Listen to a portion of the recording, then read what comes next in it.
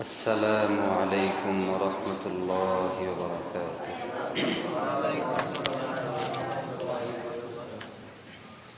الحمد لله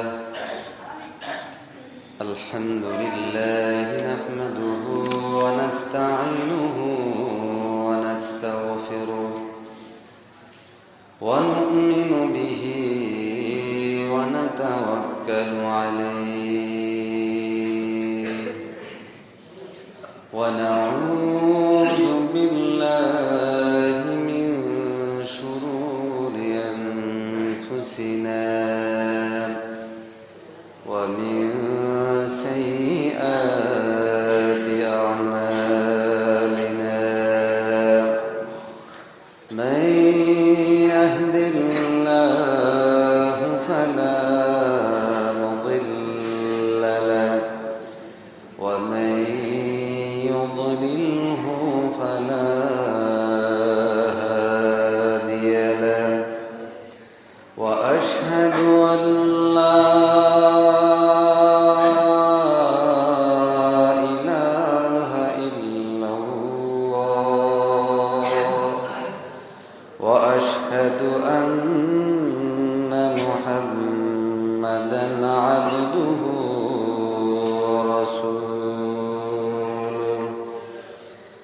أرسله بالحق بشيرا ونذيرا وداعيا إلى الله بإذنه وسراجا منيرا أما بعد فقد قال تعالى في كلامه المجيد والفرقان الحميد أعوذ بالله من الشيطان الرجيم بسم الله الرحمن الرحيم وإن كنتم في ريب مما نزلنا على عبدنا فأتوا بسورة من مثله وادعوا شهداءكم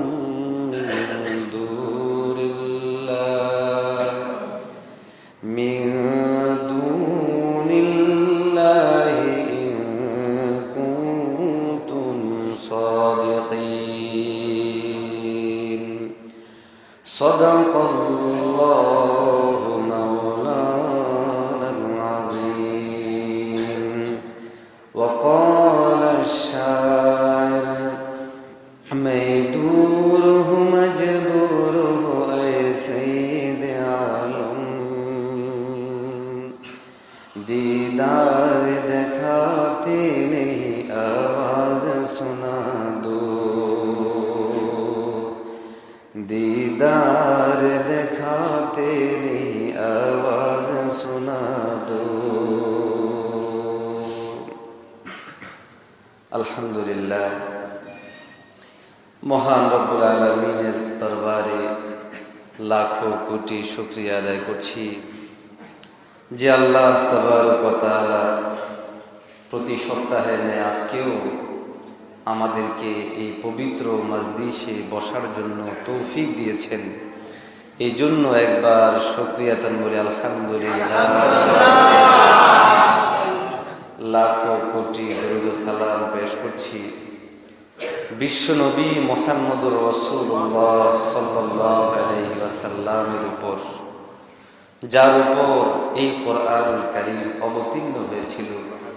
দোয়া করি আল্লাহ তাআলা বিশ্ব নবীর রওজা মুবারককে আমাদের এই সমস্ত জিনিসগুলাকে পৌঁছে দিয়ে আরো অনেক আলোকিত করে দিক জোরে বলে উপস্থিত সম্মানিত মুসল্লিয়ানে কারণ, মুরব্বিয়ানে আজম, উলামায়ে কারণ, যুবক ভাই ও বন্ধুরা, পর্দার আড়ালের মা ও বোনেরা, আজকে আমরা সূরা বাকারার 23 নম্বর আয়াতের কিছু কথা বলবো, আপনারা শুনবেন তো ইনশাআল্লাহ।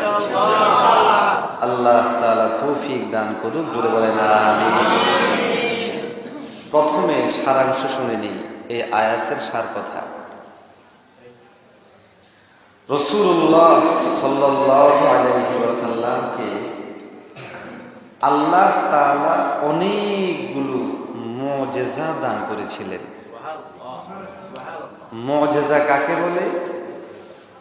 মুজিজা বলা হয় ওই সমস্ত কাজ, ওই সমস্ত কথা, ওই সমস্ত কীর্তি, যে সমস্ত কাজ, কথা, কীর্তি এগুলোকে সাধারণ মানুষ স্বাভাবিক অবস্থায় করতে পারে না, ওইগুলোই আল্লাহ তাআলা বিশ্ব নবীর হাত দ্বারা করাইয়া সারা পৃথিবীর মধ্যে তিনি যে একজন হক নবী এটাকে প্রমাণ করে।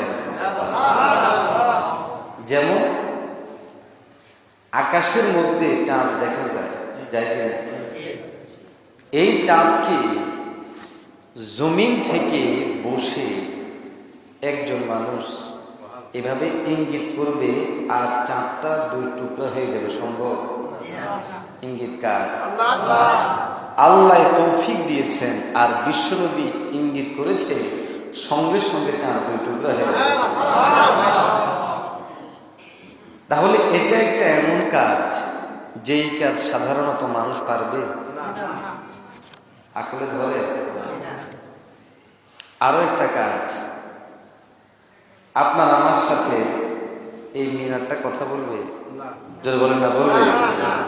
কিন্তু বিশ্ব নবী সাল্লাল্লাহু আলাইহি ওয়াসাল্লাম যেই মিম্বরে বসে খুতবা দিতেন, ওই মিম্বর এমন একটি জিনিসের স্পর্শ এতদিন পেয়েছিল, যে দিন আল্লাহর হাবিব নতুন মিম্বর বানানোর কারণে আগের কাঠের মিম্বরটা ছাইরে আসলেন, সঙ্গে সঙ্গে ওইটা জবান খুলে গেল।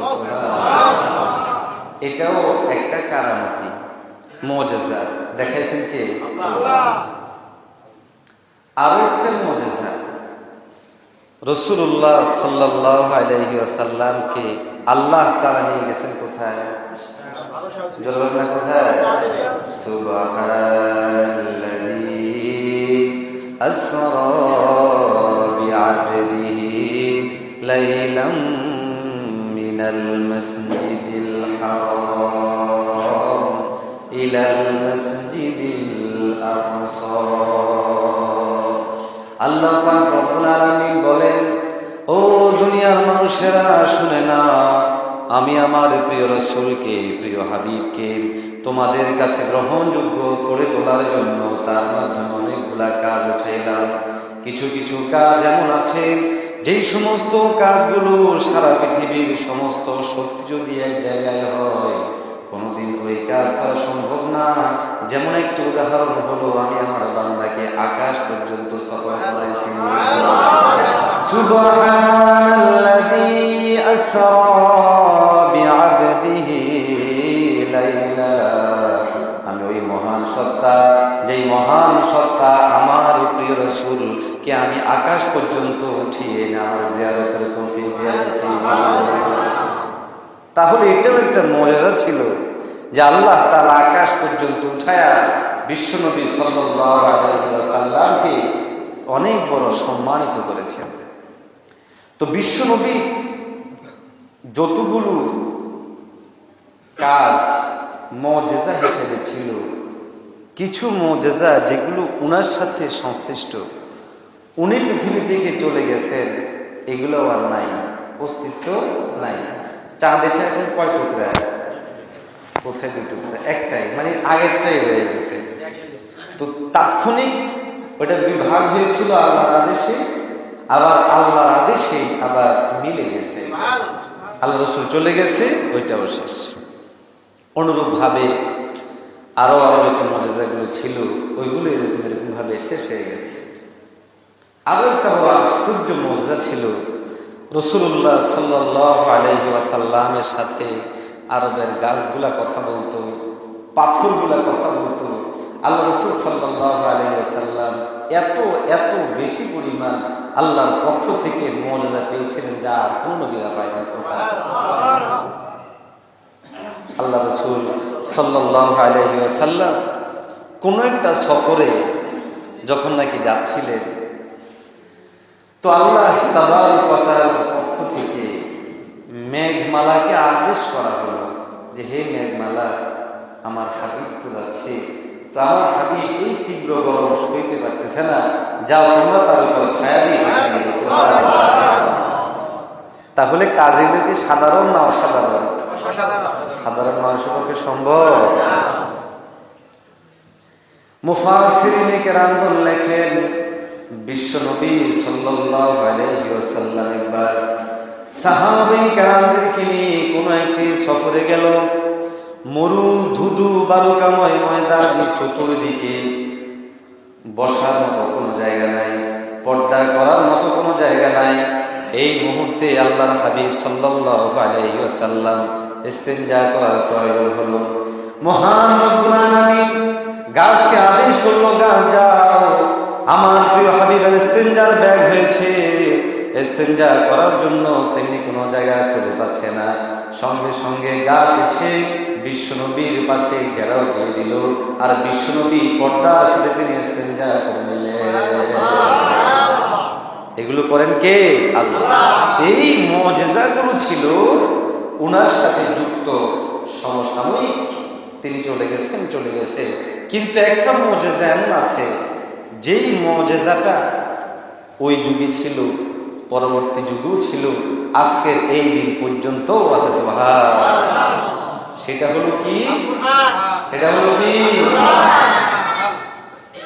এই কোরআন কত বড়, কত দামি, কেউ বুঝেও না, আমরাও না, কেউ বুঝতে পারবো না।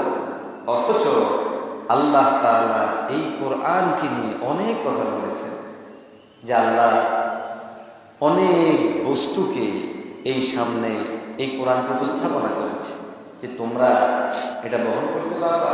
বলছে যে না না, এত বড় জিনিস কিভাবে বহন করবো? পাহাড় পর্যন্ত অস্বীকার করেছে, না আমি এটা বহন করতে পারবো না। কোরআনের ভাষায় আল্লাহ তাবারক ওয়া তাআলা এটাকে বড় সুন্দর করে বুঝাইছে। قال الله تبارك وتعالى لو أنزلنا هذا القرآن على جبل لو أنزلنا هذا القرآن على جبل لرأيته خاشعا متصدعا من خشية الله وتلك الأمثال نضربها للناس لعلهم يتفكرون।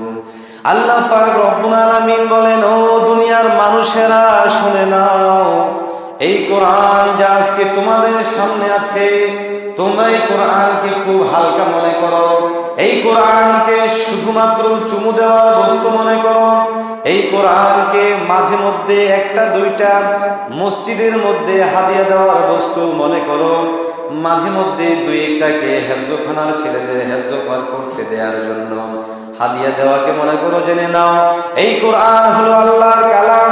আল্লাহ যত বড়ই কালাম তত বড়। আল্লাহ পাক রব্বুল আলামিনের পক্ষ থেকে পরিষ্কার ভাবে ঘোষণা এসে গেল, লাউ আনজালনা হাযাল কুরআন, ও দুনিয়ার মানুষেরা, এই কোরআনকে যদি কোনো আমি পাহাড়ের উপর অবতীর্ণ করতাম, তাহলে দেখতাম পাহাড় আমার ভয়ে থরথর করে কাঁপত। খাশিআন মুতাসাদ্দিআন মিন খাশিয়াতিল্লাহ, কার ভয়ে? আল্লাহর ভয়ে। থরথর করে কাঁপতো। আমরা না বলি পাহাড়ের মধ্যে ঝর্ণা প্রবাহিত হয়, পাহাড় টুপ টুপ টুপ টুপ করে ঝর্ণা পড়ে, আর যারা আসলে আল্লাহ খাস ওলি এরা বলে মিয়া পাহাড় থেকে কিসের ঝর্ণা পড়ে, পাহাড় কাঁদতেছে দুনিয়ার মানুষের অপরাধগুলো দেখে, আর চোখের পানি দিয়ে মানুষকে সিঞ্চন করে দিচ্ছে। যার চোখ যেমন, যার যেমন চশমা যেরকম লাগায় এরকম দেখে। আমি যদি এখন কালো চশমা পড়তাম আপনাদেরকে কালো দেখতাম না? কথা বুঝেন না? জি। কিছু চশমা আছে যেগুলো পড়লে মানুষেরটাকে বাঁকা দেখা যায়, চোখগুলোকে বড় দেখা যায়, আছে না নাই? তো আপনি আঁখোं में जैसा लगाने का वैसे लगा लो। তুমি তোমার চোখে যেভাবে দেখায় সেভাবে দেখো, যেভাবে লাগানো সেভাবে লাগাও। কথা বুঝেন না? যারা ইসলামকে নিয়ে কটূক্তি করে, রসুলকে নিয়ে কটূক্তি করে, কোরআনকে নিয়ে কটূক্তি করে, কেন করে? বুঝে না এই জন্য করে না, বুঝা করে। ওই চশমা পাল্টাইছে যে এই জন্য। কথা বুঝাতে পারলাম? তো বলতেছি না এই কোরআন যে কি পরিমাণ দামি, কি পরিমাণ ভার, এটাই একটা আয়াত থেকে বোঝা যায়। আল্লাহ পরিষ্কার ভাষায় বলছেন যে দেখো এই কোরআন এত পরিমাণ বৃহৎ, অনেক বড় পরিসরের, এটাকে আমি যদি পাহাড়ের উপর অবতীর্ণ করতাম তো এই পাহাড়টা থর থর থর করে কেঁপে উঠত। আম্মা জান আয়েশা রাদিয়াল্লাহু তাআলা আনহা বলেন, ও দুনিয়ার মানুষেরা, এই কোরআনের গুরুত্ব তোমাদের কাছে বুঝে আসে না, শুনে নাও। প্রিয় নবীজি মুহাম্মদুর রাসূলুল্লাহ সাল্লাল্লাহু আলাইহি ওয়াসাল্লাম একবার তার উপরে ওহী আসলো। আল্লাহর হাবিব সাল্লাল্লাহু আলাইহি ওয়াসাল্লাম আমার রানের উপরে শোয়া ছিলেন। ওহী মানে কোরআন এত পরিমাণ ভার, এত পরিমাণ ভার আল্লাহর হাবিব সাল্লাল্লাহু আলাইহি ওয়াসাল্লামের উপর যখন অবতীর্ণ হতো, বিশ্বনবীর স্বাভাবিক অবস্থা তখন দূর হয়ে যেত। সুবহানাল্লাহ। আম্মা জান আয়েশা বলেন, দুনিয়ার মানুষেরা শুনে নাও এই কোরআন কি পরিমাণ ভারী এবং কি পরিমাণ মজবুত। বিশ্বনবী সাল্লাল্লাহু আলাইহি ওয়াসাল্লাম আমার উপরে ছিলেন, যখন নাকি তার উপরে ওহী অবতীর্ণ হওয়া শুরু করলো, মনে হলো যেন আমার রান ছিদ্র হয়ে তিনার মাথাটা পড়ে যাবে। বলেন না কোরআন কি ভারী না ভারী না? এখন প্রশ্ন হলো, কোরআন যদি এত ভারী হয়, 5-7 বছরের হাফেজ সাহেব আছে না নাই? আছে না ভাই? আমার এখানে একটা আছে হাফেজ মাহাদি, আছো নাকি? মেহেদি আছে? নাই? অনেক ছোট ছেলে, 6 বছর 7 বছর 8 বছরের বলা ভাই হাফেজ। এখন প্রশ্ন হলো, একটা পাহাড় এত বড় না ছোট? বলেন না, পাহাড় শব্দটাই তো বড় না ছোট? ছোটগুলোকে কি পাহাড় বলে? টিলা বলে, ডিবি বলে, বা মাটির স্তূপ বলে, পাহাড় তো বলে না। পাহাড় হওয়ার জন্য অনেক বড় হওয়া লাগে। প্রশ্ন হলো, এত বড় পাহাড়ের উপর রাখলে যদি কোনো পাহাড়টা থরথর করে কাঁপে, তাহলে মানুষ একটা 3.5 হাত, কয় হাত? 3.5 হাত, না এর চেয়ে বেশি, 3.5 হাত। আমাদের এই যুগে যদি সর্বোচ্চ লম্বাও হয় এই পরিমাণ হবে? আছে এই পরিমাণ? নাই। আরে নাই, আছে নাই তো, মানে 12 ফিট মানুষ কোন দিকে হবে? 7-8 ফিট, এটাই অনেক বড়। বোঝা আর পাওয়া অনেক বড়। তাহলে মানুষটা 7-8 ফিট, তার কলিজাটা যেখানে কোরআনটা হেফাজত থাকে, বুক বলে, কলিজা বলে বা অন্তর বলে, এটা কয় ফিট? প্রশ্ন হলো, এত বড় পাহাড়ের উপর রাখলে আল্লাহ বলতেছে, আল্লাহ সত্যবাদী না মিথ্যাবাদী? নাকি আল্লাহ মিথ্যু? আল্লাহর কথা সন্দেহ আছে? তাহলে আল্লাহ বলে পাহাড়ের উপর রাখলে পাহাড়টা থরথর করতো, তাহলে হাফেজ সাহেবদের এখানে যে রাখে এটা যে থরথর করে না, ঘটনা কি? তো এটাকে বোঝানোর জন্য আমাদের মুরব্বীরা একটা ছোট্ট উদাহরণ দেয়। কি উদাহরণ? বাজারে গেছে বাবা আর ছোট্ট ছেলে। তা বাজার থেকে এক বস্তা বাজার কিনছে, এটার মধ্যে পেঁয়াজ আছে, রসুন আছে, আলু আছে, তেল আছে, আছে না নাই? আছে, সব কিনছে। ছোট্ট ছেলে, সে তো আর বোঝে না এটার মধ্যে কি আছে। আব্বু আমার মাথার মধ্যে তুলে দেয়, ও বাঁচবো? জোর বলেন না, বাঁচবে?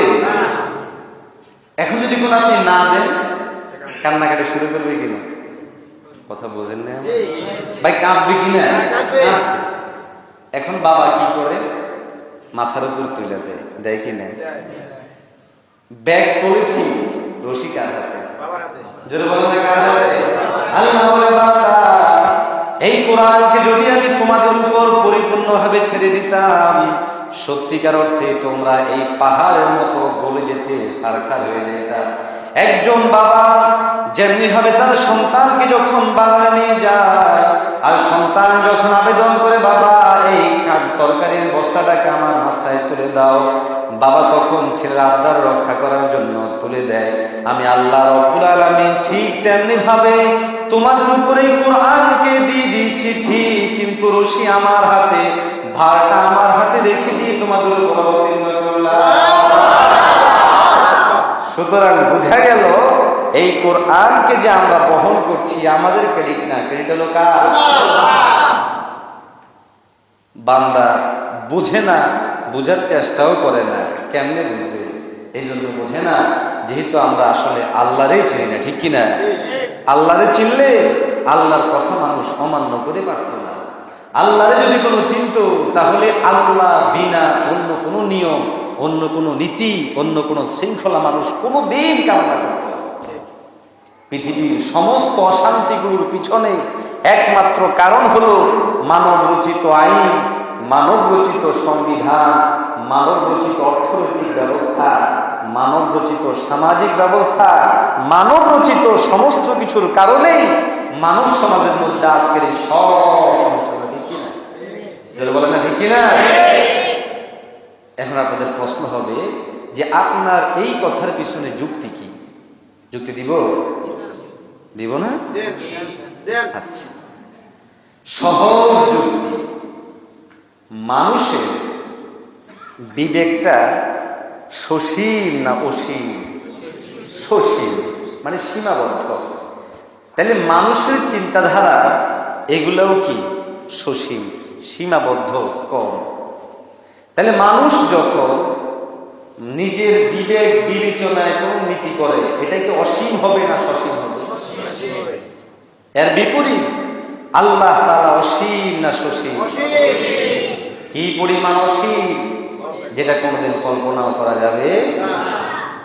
যেহেতু আল্লাহ অসীম, আর মানুষ হিসেবে দুনিয়াটা মোটামুটি অসীম, আল্লাহ হিসেবে না, মানুষ হিসেবে দুনিয়ার বয়স কি আরো বেশি না? কথা বুঝেন না? বাবা আদম থেকে এই পর্যন্ত বহু মানুষ দুনিয়া আসছে, কেউ আছে? দুনিয়া আছে কিনা? তাহলে মানুষের তুলনায় পৃথিবী বড়, পৃথিবীর তুলনায় আল্লাহ বড়। তাহলে মানুষ ছোট পৃথিবী থেকে, আর পৃথিবী ছোট কার থেকে? আল্লাহ থেকে। তাহলে মানুষ যখন পৃথিবীকে সামনে রেখে আইন করে, এই আইন তো মানুষের নিজের বিবেক অনুযায়ী হয়, নিজে যতটুকু সীমাবদ্ধ এতটুকু অনুযায়ী হয়, পৃথিবীর ব্যাপী সমপরিমাণ হয় না। এর বিপরীত আল্লাহ সর্বজ্ঞানী, সর্বব্যাপী, সবচেয়ে সমাধানদাতা হলেন একমাত্র কে? আল্লাহ। এই জন্য আল্লাহ তাআলা যখন কোনো আইন করে, কোনো নিয়ম করে, কোনো নীতি করে, সেটা কোনো দিন আর পরিবর্তন হওয়ার যোগ্য। এই জন্য দেখেন না, বাংলাদেশে বলেন, বিভিন্ন রাষ্ট্রে বলেন, একটা আইন করলে পরবর্তী এসে আবার উল্টে দেয় কিনা? কথা বলতে কি ভয় আছে? কথা বলবো কার? কথা বলবো কোরআনের, কথা বলবো আল্লাহ। ইনিল হুকমু ইল্লা লিল্লাহ, ইনিল হুকমু ইল্লা লিল্লাহ। আল্লাহ পাক রব্বুল আলামিন বলেন, দুনিয়ার মানুষেরা ও আমার বান্দারা, দুনিয়ার জমানায়, দুনিয়ার পার্লামেন্টে, দুনিয়ার সমাজে, দুনিয়ার মানুষদের মধ্যে একমাত্র আমার হুকুমত চলবে, আমার আইন চলবে, আমার বিধান চলবে, আমার বিধি চলবে। যদি আমার আইন না মানো, আমার বিধান না মানো, আমার বিধি না মানো, শান্তি আসবে না, বরং অশান্তি আসবে। দেখি না, আল্লাহর আইন মানলে শান্তি, আল্লাহর আইন না মানলে অশান্তি। এখন তাইলে বোঝা গেল এই কোরআন ছোট না বড়? কোরআন এটা কার কথা? বলবেন না কার কথা? তাইলে আল্লাহর কথা অবতীর্ণ করেছেন কার উপর? বিশ্ব নবীর উপর। বিশ্ব নবীও ছিলেন গ্রহণযোগ্য, যেই ভাষায় নাজিল করলেন সেই ভাষাও গ্রহণযোগ্য। তাহলে এই কিতাব সর্বদিক থেকে শ্রেষ্ঠ।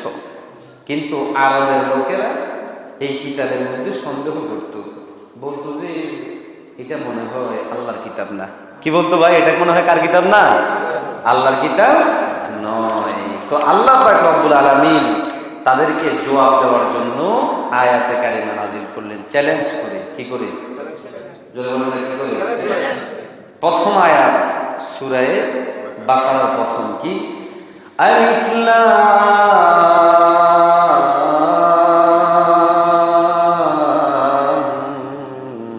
মিম যালিকাল কিতাব লা রাইবা ফীহি হুদাল লিল মুত্তাকিন। আল্লাহ পাক রব্বুল আলামিন প্রথম আয়াত সূরা বাকারা অবতীর্ণ করে চ্যালেঞ্জ ঘোষণা করলেন কি? আলিফ লাম মিম যালিকাল কিতাব। ও দুনিয়ার মানুষেরা, আমি তোমাদেরকে বলছি শুনে নাও, এই কিতাব আমার কিতাব, যেই কিতাবের একটা অক্ষরের মধ্যে কোনো সন্দেহ নাই। ঠিক কিনা? ওই কিতাব যেই কিতাবের একটা হরফের মধ্যে কোনো সন্দেহ নাই। এই কিতাব ওই কিতাব যেই কিতাবের একটা আয়াতের মধ্যে কোনো সন্দেহ নাই। এই কিতাব ওই কিতাব যেই কিতাবের একটা সূরার মধ্যে কোনো সন্দেহ নাই। এই কিতাবের পুরাটাই হলো একমাত্র আমার পক্ষ থেকে। আমি চ্যালেঞ্জ করলাম, এই কোরআনের কোথাও কোনো সন্দেহের অবকাশ নাই। এক নাম্বার আয়াত। এখন বলছে যদি, সন্দেহ তো নাই, এখন বলছে কি? যদি, মানে চ্যালেঞ্জিং শব্দ। আল্লাহ বললেন, আমি বললাম কোনো সন্দেহ নাই, যদি তোমরা না, যদি তোমরা না। এবার সেই আয়াতে বলছে কি? ইন কুনতুম ফি রাইবিন মিম্মা নাযালনা আলা আবদিনা ফাতু বিসূরাতিন মিন মিথলি। আল্লাহ পাক রব্বুল আলামিন চ্যালেঞ্জের সুরে বলে, ইন, যদি, কুনতুম ফি রাইবিন, তোমাদের মধ্যে কোনো সন্দেহ জাগে আমার এই কোরআনের কোন একটি আয়াত নিয়ে, আমার এই কোরআনের কোন একটি সূরা নিয়ে, আমার এই কোরআনের কোন একটি অক্ষর নিয়ে, আমার এই কোরআনের কোন একটি নোক্তা নিয়ে, তাহলে চ্যালেঞ্জ ঘোষণা করলাম সুবহানাল্লাহ। কুনতুম ফি রাইবিন মিম্মা নাযালনা আলা আবদিনা ফাতু বিসূরাতিন মিন মিথলি।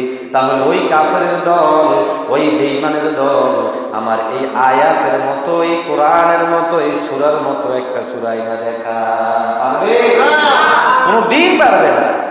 আল্লাহ বলে দিল। এখন প্রশ্ন হলো, এই কিতাবটা যে গ্রহণযোগ্য এটা স্পষ্ট বোঝা যায় কিভাবে? এক নাম্বার, অবতরণকারী হলেন কে? আল্লাহ। অবতীর্ণ করেছেন কার উপর?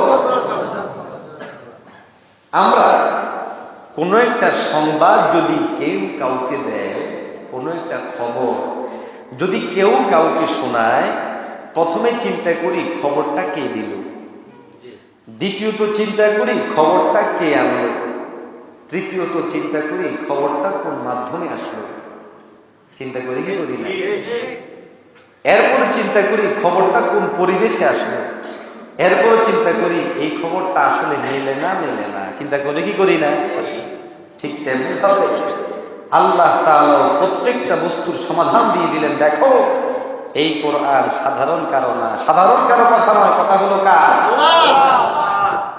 আল্লাহ অনেক সত্যবাদী না মিথ্যাবাদী? আসদাকু কওলা সবচেয়ে বড় সত্যবাদী কে? দ্বিতীয় হলো মুহাম্মদ সাল্লাল্লাহু আলাইহি ওয়াসাল্লাম। ইনি হলেন বাহক, নিয়ে আসছেন। কেমন মানুষ ছিলেন? অবিশ্বাসী, মিথ্যাবাদী, অগ্রহণযোগ্য। মানুষেরা তাকে মানত না, তার কথা শুনতো না, তার কথা বুঝতো না, এরকম না। এমন একজন লোকের কাছে পাঠাইলাম যেই লোকটাকে চোরেও বলতো বিশ্বাসী, ডাকাতেও বলতো বিশ্বাসী, দুশ্মনেও বলতো বিশ্বাসী, প্রতিবেশীরাও বলতো বিশ্বাসী, আব্বা আম্মা পরবর্তী জেনারেশন যারা ছিল তারাও বলতো বিশ্বাসী, এমনকি কাফের বেঈমান সকলে বলতো বিশ্বাসী। আল্লাহ পাক রব্বুল আলামিন বলেন, বান্দারা এই কোরআনকে কেন তোমরা মানবা না? কি জন্য মানবা না? এই মুহাম্মদ নিয়ে আসছে এই জন্য মানবা না? কেন মানো না? এই মুহাম্মদকে তোমরা পুরো সমাজ মিলে নাম দিয়েছো আল আমিন। সবাই মিলে নাম দিয়েছে কি? আল আমিন। আল আমিন মানে বিশ্বাসী। আরবের লোকদের মধ্যে যখন কোনো বিষয় নিয়ে সমস্যা সৃষ্টি হইত, নবুয়তির আগেই বিশ্ব নবীকে বলতো এই লোকের মতো সত্যবাদী কেউ নাই, এই জন্য তাকে এখানে মধ্যে বিচারের জন্য দাঁড় করা। ছোট্ট একটা ঘটনা শোনাই। যখন কাবা শরীফ ওই সময়ের মধ্যে দ্বিতীয়বার মানে ওর কাবার কুরাইশরা যখন এটাকে নির্মাণ করে, তখন কোন ব্যক্তি হজরে আসওয়াদকে উঠিয়া লাগাবে এ নিয়ে তাদের মধ্যে টক্কর শুরু হলো। তখন তিনি নবী ছিলেন না, তখন নবী নন, কিন্তু এর পরেও কি বললেন যে আমরা সবাই মিলে চলো মুহাম্মদ এর মাধ্যমে এটাকে আমরা সমাধান করা। বলেন না সুবহানাল্লাহ। তাহলে কি বোঝা গেল যে তিনি নবুয়তির আগেও গ্রহণযোগ্য ছিলেন না অগ্রহণযোগ্য ছিলেন? এত বেশি পরিমাণ গ্রহণযোগ্য ছিলেন যে মানুষেরা তাদের সমস্ত কাজের কেন্দ্রবিন্দু মনে করত বিশ্বনবী। এরপরে বিশ্বনবী সাল্লাল্লাহু আলাইহি সাল্লামের চরিত্র খারাপ ছিল। লাকাদ কানা লাকুম ফি রাসূলিল্লাহি উসওয়াতুন হাসানাহ। আল্লাহ রাব্বুল আলামিন বলেন, কোন একটা কথা বিশ্বাস হওয়ার জন্য ওই ব্যক্তির চরিত্র ভালো হওয়া দরকার। তোমরা শুনে নাও, আমার প্রেরিত রাসূল, আমার প্রেরিত নবী তোমাদের আরবের সমস্ত মানুষদেরকেও সবচেয়ে বড় চরিত্রবান, সবচেয়ে বড় চরিত্রবান তিনি। এরপরে আল্লাহু আকবার কালিমা, আল্লাহ তাআলা বিশ্ব নবীকে কি পরিমাণ মূল্যায়িত করেছেন। বলে যে ও নবী, আপনাকে আমি এই জিনিস এই জিনিস এই জিনিস দান করলাম, কেন? আপনি যেন আমার উপর সন্তুষ্ট হয়ে যান। সুবহানাল্লাহ। ওয়াদ-দুহা ওয়াল-লাইলি ইযা সাজা মা ওয়াদ্দা'আকা রাব্বুকা ওয়া মা ক্বালা ওয়ালাল-আখিরাতু খায়রুল লাকা মিনাল উলা ওয়ালাসাউফা ইউতিকা ফাতারদা। আল্লাহ বলে, বান্দা শুনে নাও, ওয়ালাসাউফা অবশ্যই অবশ্যই অতি সত্বর আমি আল্লাহ রাব্বুল আলামিন আমার হাবিবকে দান করব, যেন আমার হাবিব আমার উপরে সন্তুষ্ট হয়ে যায়। কিও ভাই, আমরা কামনা করি যেন আল্লাহ আমাদের উপর সন্তুষ্ট হয়, আর আল্লাহ বলেন আমি আমার হাবিবকে এত পরিমাণ দিব যেন আমার হাবিব আমার উপরে সন্তুষ্ট হয়ে যায়।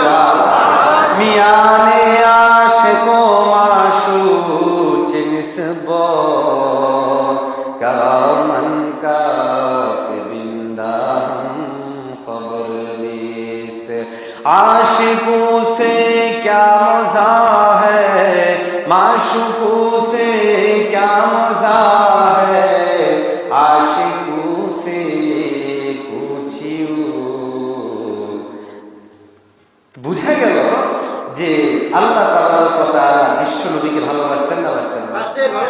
আমার বোঝে না মনে হয়, বুঝছেন কথা? কি পরিমাণ বাসতেন, সাধারণ মানুষেরাও বাসত, এমনও বাসত। তাহলে বুঝা গেল লোকটা গ্রহণযোগ্য।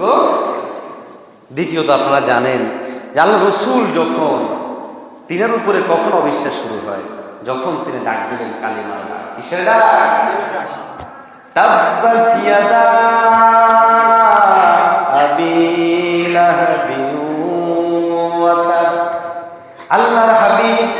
মুহাম্মদুর রাসূলুল্লাহ সাল্লাল্লাহু আলাইহি ওয়াসাল্লাম পাহাড়ের উপর দাঁড়িয়ে আরববাসীদেরকে ডেকে বলল, আমার আরবের লোকেরা শুনে না, আমি তোমাদেরকে একটি কথা বলি, তোমরা বিশ্বাস করবে কিনা? সমস্ত আরবেরা জমায়েত হলো, জমায়েত হয়ে বলল, হ্যাঁ হ্যাঁ ও নবী মুহাম্মদ, জীবনে কোনোদিন তোমাকে মিথ্যা বলতে শুনি নাই। তুমি সৎ ছেলে, সৎ বংশের ছেলে, তোমার বাবা সৎ, তোমার দাদা সৎ, তোমার মা সৎ, আর তুমি আমাদের কাছে বিশ্বাসী হিসেবে গ্রহণযোগ্য। সুতরাং তুমি যা বলো আমরা সেটাকে অকপটে মেনে নিব, বলে দাও। বিশ্বনবী তখন বললেন, ও আমার কওমের লোকেরা শুনে নাও, আমি যদি কোনো বলি ওই দিক থেকে তোমাদের একটি আযাব আসতেছে, একটি ভয়ঙ্কর কিছু আসছে, তোমরা বিশ্বাস করবা কিনা? তারা বলল, হ্যাঁ হ্যাঁ আমরা বিশ্বাস করতে বাধ্য। আল্লাহর হাবিব সাল্লাল্লাহু আলাইহি ওয়াসাল্লাম বললেন, শুনে নাও, এর চেয়ে বড় আযাব, সেটা হলো কুফরের আযাব। তো বুঝা গেল তারা ওই ময়দানের মধ্যেও বিশ্ব নবীকে সত্যবাদী হিসেবে স্বীকৃতি দিল কি দিল না? তাহলে ব্যক্তিটাও গ্রহণযোগ্য, যার কাছ থেকে আসলো আল্লাহ তিনি কি গ্রহণযোগ্য, যার কাছে আসলো তিনিও কি গ্রহণযোগ্য। রাসূলুল্লাহ গ্রহণযোগ্য হওয়ার পিছনে আরো কিছু কারণ শোনেন। মানুষ সন্দেহ প্রবণ হয় কখন? যখন মনে করে এই জিনিসটা হয়তো তিনি আনেন নাই, আরেকজনে আনছে, এই জিনিসটা হয়তো তিনি করেন নাই, আরেকজনে করছেন, এরকম হইলে সন্দেহ হওয়ার কথা। বলে যে জন্য আল্লাহ তাবারক ওয়া তাআলা বিশ্বনবী সাল্লাল্লাহু আলাইহি ওয়াসাল্লামকে দুনিয়ার কোন শিক্ষক দ্বারা উনাকে কোনোদিন শিক্ষা দেন নাই, দুনিয়ার কোন জ্ঞানী ব্যক্তি থেকে উনাকে জ্ঞান দেওয়ার নাই, দুনিয়ার কোন সাধারণ নিয়ম অনুযায়ী বিশ্ব নবীর মধ্যে কোনো ধরনের জ্ঞান দেওয়া হয় নাই, বরং বিশ্ব নবীকে জ্ঞান দিয়েছেন সরাসরি কে? আল্লাহ। তো আল্লাহ যাকে শিক্ষা দিল তার শিক্ষার মধ্যে ভুল হওয়ার কোন সম্ভাবনা আছে? কথা বলিস কে? এখন এই যে মানুষটা, এই মানুষটা চরিত্র কেমন ছিল? সুন্দর ছিল। বাহ্যিক দেখতে কেমন ছিলেন? সুন্দর ছিল। পৃথিবীর সবচেয়ে বড় সুন্দর বলা হয় হযরত ইউসুফ আলাইহিস সালাতু ওয়াস সালামকে। কিন্তু কবি বড় সুন্দর করে বলছে, দুনিয়ার মানুষেরা তোমরা ইউসুফের সৌন্দর্যে বিমোহিত হয়ে আছো, শুনে না, বিশ্বনবীর সুন্দর এত পরিমাণ সুন্দর যেটা তোমরা কোনোদিন কল্পনাও করতে পারো না। ইউসুফের সুন্দরের কারণে তো মাত্র 2-4 জন মহিলা তাদের হাতের উপরে কমলাকে কাটতে গিয়ে হাত কাটছে। বিশ্বনবীর সুন্দর যদি কোনো উপস্থাপিত হতো, সারা পৃথিবীর সমস্ত মানুষ গলার মধ্যে ছুরি দিতে বিন্দু পরিমাণ কুণ্ঠাবোধ করত না। জামানে হোসেন ইউসুফ পর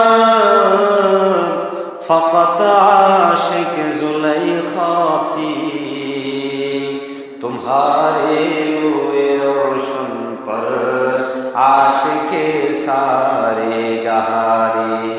जमाले हुस्न यूसुफ पर फकत आशिक जुलैखा थी, तुम्हारे हुए रोशन पर आशिके सारे जहारी। কবি বলে, ও দুনিয়ার মানুষেরা, চ্যালেঞ্জ করে বলি শুনে নাও, আমার নবী মুহাম্মদ এত সুন্দর, এত সুন্দর, এত সুন্দর। দুনিয়ার সমস্ত মানুষেরা বলে ইউসুফ সুন্দর, ইউসুফ আলাইহিস সালাম সুন্দর, স্বীকার করি না। ইউসুফ আলাইহিস সালামের সুন্দর আপন জায়গায়, দিনের উপর মাত্র তো একজন কুরবান ছিল, তার নাম হলো জুলাইখা। আর বিশ্বনবী এত সুন্দর, এত সুন্দর, যার চেহারার উপর সারা পৃথিবীর সমস্ত মানুষ পাগল। বিশ্বনবী সুন্দর এত পরিমাণ বেশি যে দুনিয়ার সমস্ত মানুষ তার সুন্দরের উপর পাগল পাগল হয়ে যায়। আম্মা জান আয়েশা রাদিয়াল্লাহু তাআলা আনহা বিশ্বনবীর সুন্দর বয়ান করতেছে। আজকে তো আমাদের সাথে আমাদের স্ত্রীদের রাগ করবেন, কথাটা বলে রাগ করবে? আস্তে বলছেন, তাহলে বলবো না, রাগ করবেন ভাই? মাশাআল্লাহ। আজকে তো বাস্তবতা হলো আমরা আমাদের পরিবারের সাথে আসলে ইসলাম যেভাবে বলছে এইভাবে হয়তোবা অত মায়া মহব্বত নিয়ে থাকতে পারি না। দুদিক থেকেই সমস্যা। অনেক জায়গায় মহিলা পুরুষের সাথে বদাচরণ করে, অনেক জায়গার মধ্যে পুরুষ মহিলার সাথে বদাচরণ করে। এমনও তো আছে আরে এমন এমন আচরণ করে যে আচরণগুলো মানুষ একটা মাদির সাথে করে না। আবার অনেক মহিলা নিজের স্বামীর সাথে এমন আচরণ করে যে আচরণটা মানুষ একটা গোলামের সাথেও করে না। এরকম হয় কি? অথচ আল্লাহর সৃষ্টি রহস্য খেয়াল করে এই বাম পাজরের হাড্ডি থেকে করছেন। আমি আগেও মনে হয় কয়েকবার বলছিলাম এটার ঘটনা কি, কারণ কি? মুফাসসিরিন কেরাম বলেন আল্লাহ তাবারক ওয়া তাআলা ইচ্ছা করলেন মহিলাটাকে এখানকার পাজরের হাড্ডি দিয়া না বানাইয়া মাথার হাড্ডি দিয়ে বানাইতে পারত, ইচ্ছা করলে পায়ের নিচের হাড্ডি দিয়েও বানাইতে পারত। আল্লাহ পাক রব্বুল আলামিন না বানানোর পিছনে রহস্য কি? বলে যে যদি কোনো মাথার উপরের হাড্ডি দিয়ে বানাইতো, দুনিয়ার মধ্যে এরকম বহু কুলাঙ্গার, বহু এরকম অসৎ সন্তান আছে যেই সমস্ত লোকেরা নিজেদের স্ত্রীদেরকে মাথায় নিয়ে ঘুরতো আর মায়ের সাথে খারাপ ব্যবহার করতো। আছে না নাই? এই জন্য আল্লাহ পাক রব্বুল আলামিন মাথার যে হাড্ডি ওটা দিয়ে বানায় নাই, আবার মহান রব্বুল আলামিন পায়ের হাড্ডি দিয়েও বানায় নাই। এই জন্য যে দুনিয়ার মধ্যে বহু এরকম অসৎ চরিত্রবান পুরুষ আছে যেই সমস্ত পুরুষেরা যদি কোনো পায়ের হাড্ডি দিয়ে বানাইতো, মানুষ যেরকম খারাপ জিনিসগুলাকে পায়ের মধ্যে দিয়া দলন মথন করে ঠিক তেমনি ভাবে নিজের স্ত্রীর সাথে বদ আচরণ করত, খারাপ আচরণ করে তাকে পায়ের মধ্যে দিয়া দলিত মথিত করে দিত। আল্লাহ পাক রব্বুল আলামিন বলেন বান্দা মাথার উপরে হাড্ডি দিয়েও বানাইলাম না, পায়ের নিচের হাড্ডি দিয়েও বানাইলাম না, দোনোটার মাঝখান থেকে এই জায়গা থেকে বানাইলাম, কারণ এখানের মধ্যে তোমার আত্মা থাকে আর আত্মার কাছের হাড্ডি দিয়ে বানাইলাম এই কথা বোঝানোর জন্য যে তোমার স্ত্রী হলো যাকে তুমি মাথার উপরে নিয়ে মায়ের সাথে খারাপ ব্যবহারও করবা না, আবার তাকে পায়ের নিচে নিয়ে বাঁধির মতো ব্যবহার করবা না, বরং এখানের মধ্যে কলিজা থাকে, এটা হলো মায়া মহব্বতের জায়গা। ঠিক তেমনি ভাবে তুমি তোমার প্রাণ প্রিয় তোমার স্ত্রীর সাথে মায়া মহব্বত নিয়ে থাকবা। সৃষ্টি রহস্য আল্লাহকে তো সুন্দর করে বলে দিল, কিন্তু আমাদের এটা হয়তো তৌফিক হয় না। আমি আপনাদের কথা বলতেছি না, আমি কি শব্দ বলছি? আমাদের। এখন আপনারা যদি মনে করেন যে আপনাদের, তাহলে সবাই আজকে থেকে আমরা পারিবারিক ভাবে অত্যন্ত সুন্দর ভাবে চলাচলের চেষ্টা করবো। কি বলেন? রাজি আছি? তো যারা বিয়ে করে নাই তারা কিভাবে চলবে? আচ্ছা যাই হোক, যারা করে নাই তারা হয়তো সামনে চলবে আর কি। কি ঠিক আছে তো ইনশাআল্লাহ? এখন আসে একজন স্ত্রী তার স্বামী সম্পর্কে, তার স্বামীর সুন্দর সম্পর্কে, আল্লাহর হাবিবের সুন্দর সম্পর্কে কত সুন্দর কথা বলতেছে। কি বলে? লানা শামসুন ওয়ালিল্লাহি শামসুন ওয়া শামসি আফদালু শামসিস সামাই। লানা শামসুন ওয়ালিল্লাহি শামসুন ওয়া শামসি আফদালু শামসিস সামাই ফাইন্নাশ শামসা তাতলু বা'দা ফাজরিন ওয়া শামসি তাতলু বা'দাল ইশাই। আম্মা জান আয়েশা রাদিয়াল্লাহু তাআলা আনহা তার প্রিয়তম স্বামী বিশ্বনবী সাল্লাল্লাহু আলাইহি ওয়াসাল্লামের সৌন্দর্য বয়ান করছে এবং ঘোষণা দিচ্ছে, ও দুনিয়ার মহিলারা শুনে নাও, তোমার প্রাণপ্রিয় স্বামীর প্রশংসাও তুমি এমনি করবা। আমি ঘোষণা দিচ্ছি, লানা শামসুন, আমার স্বামী ছোট খাটো কিছু নয়, বরং আমার স্বামী হলো সূর্য।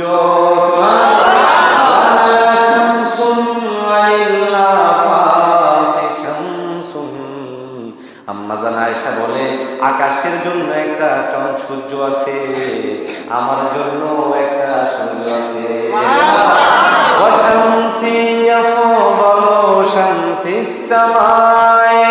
আমি ঘোষণা দিচ্ছি আমার সূর্য সাধারণ কোন সূর্য নয়, বরং আমার এই সূর্য আকাশের সূর্যের সেও অনেক বেশি বেশি।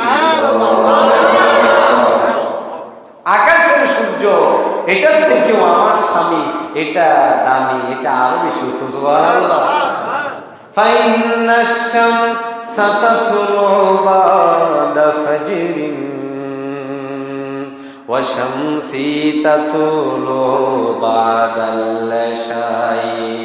ও দুনিয়ার মানুষেরা শুনে নাও, দুনিয়ার সূর্যটা ফজরের পরে ওঠে আর আমার সূর্যটা এশার পরে ওঠে। এশার পর রাত্রি যত গভীর হয় আমার এই সূর্যের সাথে সম্পর্ক তত গভীর হয়, তত মায়াময় হয়, তত প্রেমময় হয়, তত মহব্বতময় হয়। সুবহানাল্লাহ। তাহলে সবচেয়ে দুর্বলতার যে জায়গা, কারণ আমার স্ত্রী আমার সবকিছুই জানে, কথা ঠিক না? বাহিরে খুব ভালো, ভিতরে গেলে খারাপ, আছে না নাই? তো বিশ্বনবীর চারিত্রিক রিপোর্ট দিচ্ছেন তিনার স্ত্রী, তিনার সাথে তো কোনো তুলনাই হয় না, তিনার সাথে কোনো তুলনাই করা যায়। তাহলে বোঝা গেল এই লোকটা গ্রহণযোগ্য না অগ্রহণযোগ্য? কথা কোন জায়গা থেকে? একটা কথা, গ্রহণযোগ্য হওয়ার জন্য যে পাঠাইলো গ্রহণযোগ্য হওয়া লাগে, যার কাছে পাঠাইলো গ্রহণযোগ্য হওয়া লাগে, তাহলে কথাটা কি করা হয়? গ্রহণযোগ্য। এখন দেখেন এই কোরআন যদিও তারা অস্বীকার করত, কিন্তু ভিতরে ভিতরে আবার কিন্তু শুনতো কি শুনতো না? পরিষ্কার হাদিসের মধ্যে আসছে, বিশ্বনবী সাল্লাল্লাহু আলাইহি ওয়াসাল্লাম বলেন, এই আবু জাহেল আরো আরোরা গোপনে গোপনে কোরআন শুনতে যাইত। কেমনে কেমনে যাইত? গোপনে গোপনে। একদিন হঠাৎ করে ৩-৪ জন কাফের একজন আরেকজনের সাথে দেখা, কথা বুঝেন নাই? একই জায়গার মধ্যে উদ্দেশ্য এক, কিন্তু আসছে বিভিন্ন সময়। আয়সা আবু জেহেলে আবু লাহাবে দেখে বলে, কিন্তু তুমি এখানে কেন? হে আবার হেরে দেখে বলে তুমি আসলে মুহাম্মদের বিরোধিতা তো করেছি, কিন্তু কোরআনের মধুময়তা মায়াময়তা আমাদেরকে পাগল করে দিয়েছে। এই কোরআন হলো ওই কোরআন, যে কোরআনকে আজকে আমরা রাষ্ট্রবিরোধী নিক্ষেপ করছি। এই কোরআন হলো ওই কোরআন, যেই কোরআনের মায়াতে সমস্ত কাফের বেঈমানদের কলিজা পর্যন্ত ফেটে মক্কার কাছে এসে যেত, নবীর ঘরের মধ্যে এসে যেত। কিন্তু আজকে কোরআন যখন তেলাওয়াত করা হয়, এর চেয়ে বেশি আওয়াজে আমাদের গানের আওয়াজগুলো দিয়ে দেওয়া হয়, ঠিক না? কেন দেওয়া হয়? এই জন্য দেওয়া হয় যে আমরা কোরআনকে বুঝি না, কোরআনকে বুঝি না। এখানে কোরআনের মসজিদ, এখানে কোরআনের মাদ্রাসা, পাশেই যখন বিয়ে হয় এগুলার গান বাদ্যের আওয়াজে কান কান ছিদ্র হয়ে যাওয়ার সম্ভাবনা, কথা ঠিক কি? এখন সবাই আমার সাথে রাখতে হুজুর শুরুটা করলো কি? তাহলে কি আমরা বিয়ের মধ্যে আনন্দ করব না? আমরা কি তাইলে আমাদের বিভিন্ন আনন্দের অনুষ্ঠানগুলোতে আনন্দ করব না? আমরা কি তাইলে আমাদের বিভিন্ন কাজকর্মের মধ্যে আনন্দ করব না? প্রিয় ভাইয়েরা, আনন্দ করতে ইসলামে নিষেধ নাই, কিন্তু বদদিনী তরিকায়, বেঈমানদের তরিকায়, বদমানদের তরিকায় করতে নিষেধ, ঠিক কিনা? ইসলামী তরিকায় করেন, কোনো সমস্যা আছে? তাহলে কোরআন বড় সুন্দর, আকর্ষক। এরপরে দেখেন এই কোরআনের গ্রহণযোগ্যতার একটা কারণ, জিনার কাছে এই কোরআনকে দেওয়া হয়েছিল, তিনি ছিলেন সবচেয়ে বড় মজবুত মানুষ।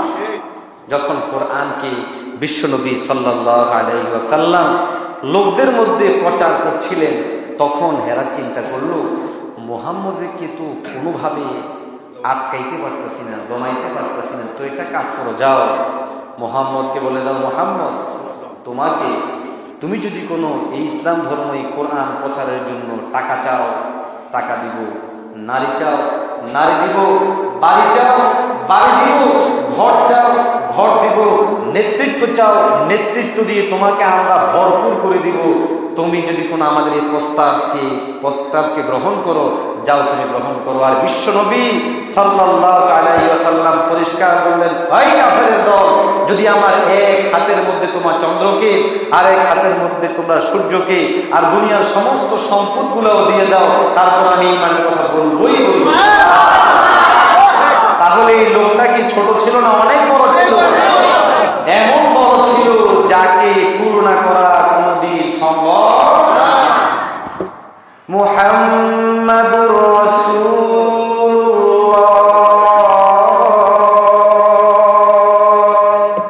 দুনিয়ার মানুষেরা শুনে নাও, মুহাম্মদ হলেন আল্লাহর রাসূল।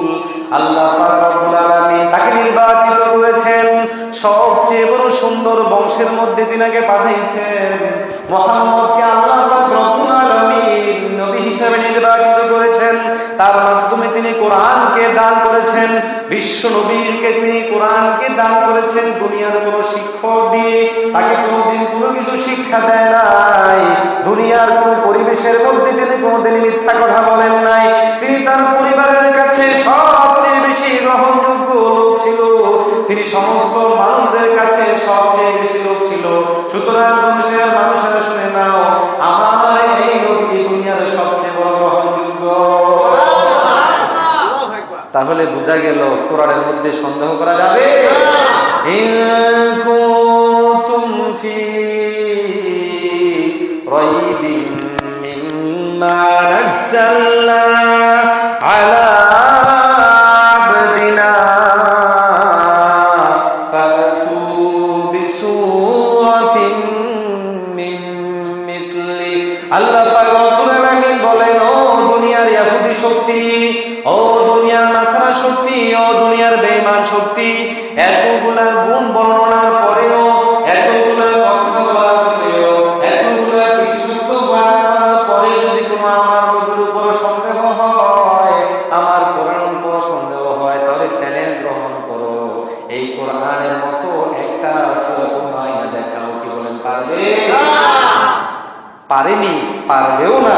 এই জন্য আল্লাহ তাআলা চ্যালেঞ্জ করতে কি ছোট করে বলে, তোরা তো পারসনি, তোদের বাবারাও পারবে না, দাদারাও পারবে না, নেতারাও পারবে না, তোদের সমস্ত সবগুলাকে জমা করে কিয়ামত পর্যন্ত পারবে না। পরের আয়াতে আল্লাহ পরিষ্কার বলছে কি, ওয়াদউ শুহাদাআকুম, তোমরা যদি কোনো না পারো তাহলে যাও তোমাদের নেতাদেরকে ডেকে নিয়ে আসো, তোমাদের কবিদেরকে ডেকে নিয়ে আসো, তোমাদের বড় বড় লোকদেরকে ডেকে নিয়ে আসো। যাও, ওয়াদউ শুহাদাআকুম মিন দুনিল্লাহ ইন কুনতুম সাদিকিন। আল্লাহ পাক পরিষ্কার ঘোষণা করলো, তোমরা যদি না পারো তোমাদের নেতাদের ডাকো, তোমাদের কবিদের ডাকো, তোমাদের মাস্তানগুলোকে ডাকো, তো তাহলে তোমরা এটাকে দেখো পারো কিনা। আল্লাহ পাক রব্বুল আলামিন বলে, তোমরা তোমাদের কথায় সত্যবাদী নয়, কিয়ামত পর্যন্ত তোমরা আনতে পারবে না। ফাইন লাম তাফআলু ওয়া লাম তাফআলু ফাত্তাকুন নারাল্লাতী ওয়াকুদুহান নাস ওয়াল হিজারা উইদ্দাত লিল কাফিরিন। চ্যালেঞ্জ করার পরে এবারে চ্যালেঞ্জের ফলাফল ঘোষণা করা লাগে না? আপনারা বিরক্ত হয়ে গেলেন? বিরক্ত হয়ে গেলেন না? ফলাফল শুনবেন তো ইনশাআল্লাহ। আল্লাহ বলতেছে, এই বেটা, পারসনি, পারবিও না, আর যদি এর পরও না মানো তাহলে প্রস্তুত থাকো, আগুনে তো জ্বালাইবো।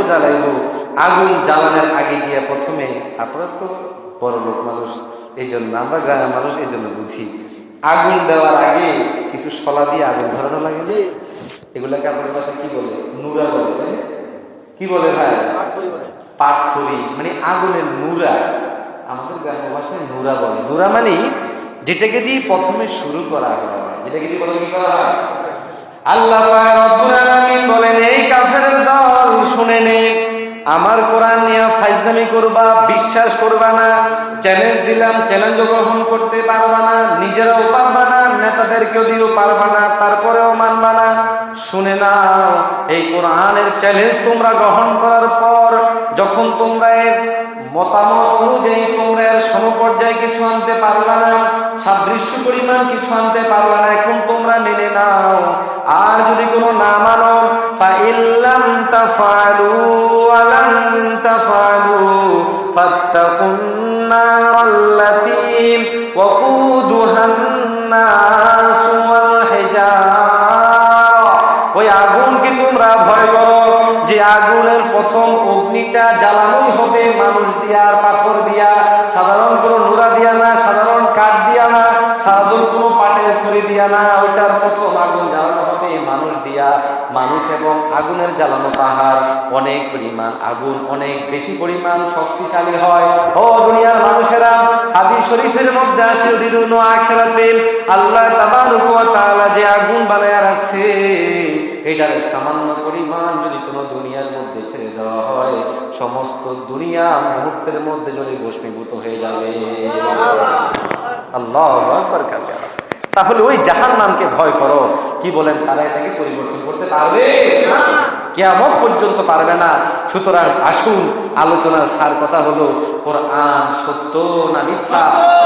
কোরআনের মধ্যে কোনো সন্দেহ আছে? সন্দেহের কোনো অবকাশ আছে? এটার কোনো সাদৃশ্য তারা কায়েম করতে পেরেছে? কিয়ামত পর্যন্ত কোরআন বলে দেয়, কোরআনের বিরুদ্ধে যে বলবে, কোরআনের আইন নিয়ে যে কথা বলবে, কোরআনের মধ্যে বর্ণিত নবীকে নিয়ে যারা কথা বলবে, আল্লাহ তাবারক ওয়া তাআলা তাদেরকে দাঁত ভাঙা জবাব দিয়ে বলে, আজকের দুনিয়ার মধ্যে করে যা, সেই দিন যখন হাসর মাঠে আমার কাছে আসবা, সেই দিন আমি তোমাদেরকে ওই জাহান্নামে ফালাইয়া দিব, যেই জাহান্নামের গুড়া হলো মানুষ এবং পাথর। ঠিক কিনা? আল্লাহ আমাদেরকে কোরআন অনুযায়ী চলার, কোরআনের উপরে আমল করার এবং কোরআন নিয়ে